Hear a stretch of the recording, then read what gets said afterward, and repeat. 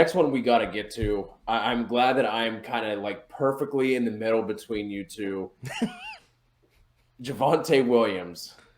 Kev, you have him at RB10 for the brand. I have him at 14. Dbro has him all the way down at 17. I'm just All the going to way kick down. back. I'm going to set a timer for about a half hour, and I will be back. So you guys go ahead. I'm gonna catch a little snooze, and then I'll be back with you here shortly. All right, Kev, Look- do you want to lead this off, or do you want me to give my case and then you tell me I'm dumb?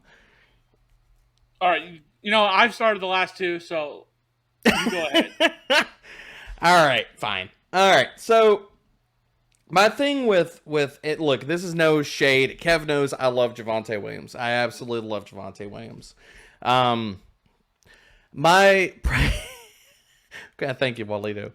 My problem with it is I do not think that Melvin Gordon is total dust. You look at his elusivity metrics, he was still a really damn good running back last year. I hate it with every fiber of my being that the Denver Broncos brought him back.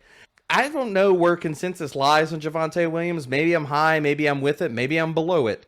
But it's hard for me to see unless they absolutely give him the backfield or he has 70+% of the work. Because last year you're looking at he's 31st in snap share. He's 31st in opportunity share. They split red zone work almost down the middle. And so for all of that, it's hard for me to rank him. And I'm not going to say like I have him aggressively ranked, but like I think like somewhere in the RB2 range. It's hard for me to put him up in the RB1 range as much as I love Javonte Williams. And I love the man. I really, really, really do.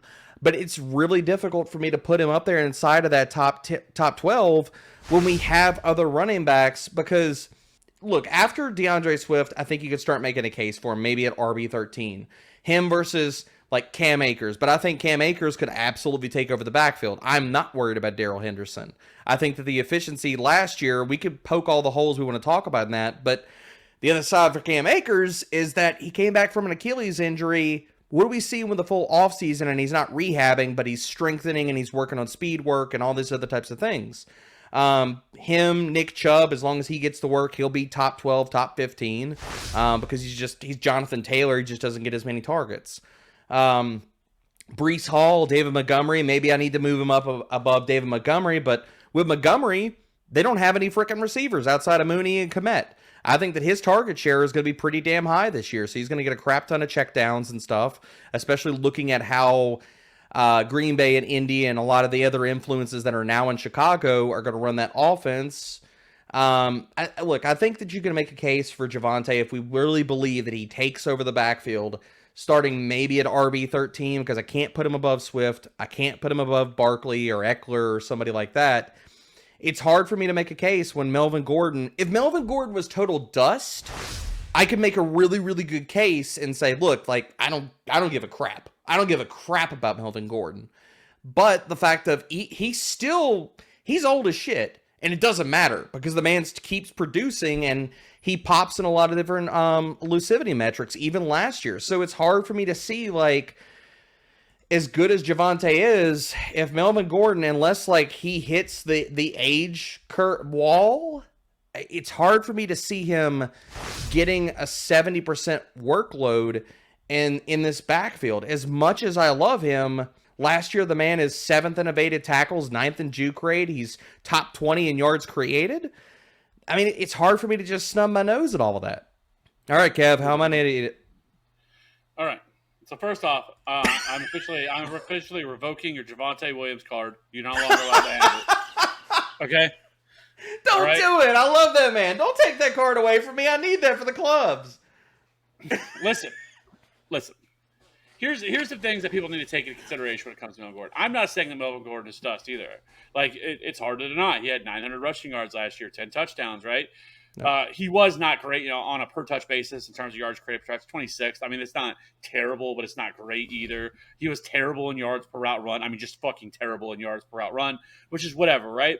Compared to Javonte, who was 17th in yards per route run, and, like I said, 2nd in avoided tackles per attempt, and as well as 7th and yards created as well. Obviously, just way more efficient, right? I think that, listen, one, we have to remember this is a new coaching staff. This isn't the coaching staff from last year. This isn't the team from last year. I don't give a shit about what happened last year, okay, when it comes to this, when it comes to Melvin Gordon, right? Like, they waited until the absolute last minute to be able to sign him. Like, anybody could have signed him. Nobody did. He went to Baltimore. Baltimore's like, nah, we're good, bro. You know, and everywhere else. It's not like he signed for a big contract either. It's like what, like 1.25 million or something. So, you know, something very small. You know, so I don't really care about the rest of that. Yes, Melvin Gordon is going to be involved in the offense, but people are overvaluing how much he's going to be involved. People are treating him like it's going to be a 50-50 split again. It's not. I would be absolutely floored if it was a 50-50 split. I think it's much closer now. This is the second year in the offense. They didn't invest the draft capital, trading up to get him to and everything that he showed last year. Without Melvin Gordon, you know, I mean, the dude balled. Yes, it's one game, but we know that that's what he has in the range of opportunities, right? And so I think people are overvaluing how much Javonte Williams. And if you go back and look at Nathaniel Hackett's history with running backs, outside of really kind of last year with him and with Aaron Jones and A.J. Dillon, but you have to remember Aaron Jones last year got banged up. Outside of that, it's pretty much always been, he's pretty much always had a running back that's more of the lead back, right? And so, I mean, you go back a long ways. And like Aaron Jones was typically a guy that was getting 60, about right around 65% opportunity share. And that's Aaron Jones, right? But he always has had somebody else, right? Because even then, you had Jamal Williams, A.J. Dillon's rookie year with Jamal Williams. But this is Javonte Williams' backfield this year. But this is what I'm actually enjoying because his ADP is falling, and people are not going to take him where he should, and so you're going to be able to get him at a value. 100%. It's not going to take much for Javonte Williams. He was already last year, what was he, like 13th, 14th in fantasy points per game last year, and when he was only getting just over 50% of the opportunities from this backfield.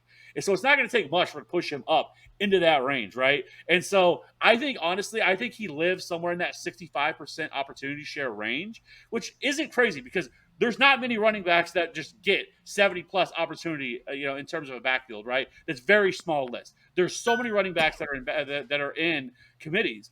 And if they would have signed anybody else, we wouldn't be having this conversation. But because they brought back the guy that he split 50-50 touches with last year, everybody is looking at this like, oh, it's a 50-50 split. It's going to happen again. Oh, this sucks. Like, I don't care. They waited till the last possible minute to bring this guy in.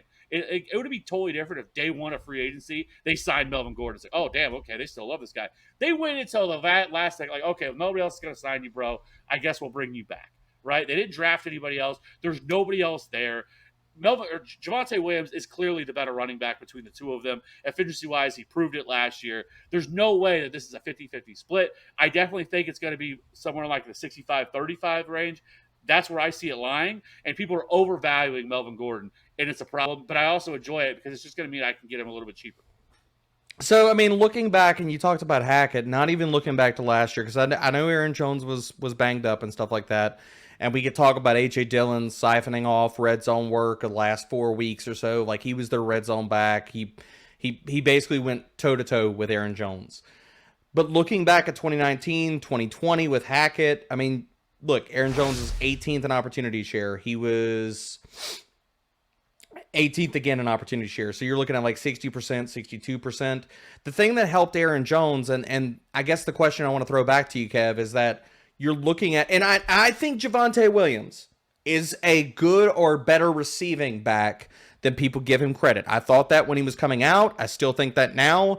I guess here's my question, man. Aaron Jones was also in those 2 seasons, which also helped him. He was 5th in target share. He was 15th in target share. He saw 12.6 and 14% over those 2 seasons. Do you think that Russell Wilson is going to check down enough that Javonte Williams can get the extra bump? If Melvin Gordon eats into his work, let's just say 40% of the opportunities, okay? Let's put him in the Aaron Jones role and stuff like that. Is he going to get the Aaron Jones type of targets, considering it's not Aaron Rodgers, it's Russell Wilson? Do you see him getting that much of a share of the passing game? One thing I would push back on is that I don't know how like what when in Seattle, what like great pass catching running backs did they have? Like it's kind of the That's same fair. narrative as like the tight ends, right? Like Russell Wilson doesn't pass to his tight ends. Like we fucking never had one. Like they brought in Oh yeah, Devotion, there's tons of Jimmy noise and Graham, all and that. Like you it know comes all down to that stuff, talent right? and things like that. I don't disagree. Right, and so, but that's not the case. Again, if you look at Nathaniel Hackett, he typically utilizes running backs a Hmm. lot of the backfield as pass catchers, and so I'm not as concerned about that, Yeah. about that argument. But also, this offense is going to be dramatically better than it was last year. Dramatically better than it was last year, right? Like this offense was terrible last year with Teddy Bridgewater and Drew fucking Lock, right? And so. Again, another factor that we're not really factoring in for this year, that how much better this offense is going to be uh, for this team. And so, listen, last year he had what was it about a 10%, 10.2% target share for Javonte Williams. You're not asking a ton for him to get up. How much more can he do to get up to that range? Again, he's a much better pass catcher than Melvin Gordon is, I think, at this point in their careers. And so, yes, I think he can get somewhere close to that. But I also think he's not Aaron Jones. And the fact that he's a much bigger running back than Aaron Jones is. Like he's not, Aaron Jones is on the smaller side, somebody that you wouldn't expect that can handle a full workload. Javonte Williams can handle a full workload in a backfield. And so that's my point with him. It's just everybody, the moment that Melvin Gordon signed, I was like, yes, this is amazing. Everybody's going to knock Javonte Williams because of Melvin Gordon, all because of what happened last year, even though this year is nothing what last year was. Different offense, different quarterback. Like there's just so many things that are different now. But everybody's treating it like last year, and it's not last year. The other factor that I'm kind of curious about, do we see, and this comes back to the checkdowns, okay? You know that Aaron Rodgers, he was probably going to check down. He'd rather throw the ball than run the damn ball. Okay, that's fine. But running quarterbacks, we don't see as many checkdowns. I know that Russell Wilson's getting older. I know he's what, 34 right now, at 33, 34. We saw his rushing yards drop off a freaking table last year. I mean, at 14 starts, he got 183 on the ground. So here's the second part of that. Do you see Russ running like a healthy Russell Wilson, happy Russell Wilson, better offense with Russell Wilson? Do you see this trend of we saw last year with Russell Wilson, his rushing continue to decline or to kind of stay in that range?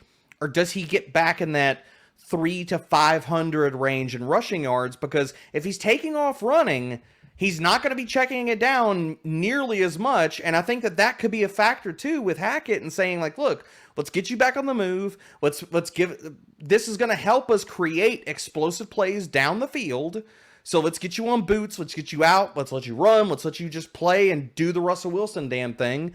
If his rushing yards come back up, and I know, like I said, he's aging and we saw it fall, but if he gets back in that 300 to 500 rushing yard range, I think it's going to hurt the target volume overall for just the running backs.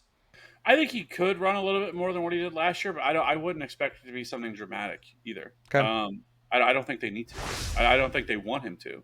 I mean, again, he is getting older. Like, do you really want to risk him getting hurt at this stage of his career, especially after everything they just gave up for him and the position that they're in, the window they're in right now? Because it is a short window that really them and the Raiders put themselves into of trading for all these guys, giving up all this stuff. If they don't do it in the next couple of years, you're going to look back on it and see that it was a bust, or it was not the best move for them to make.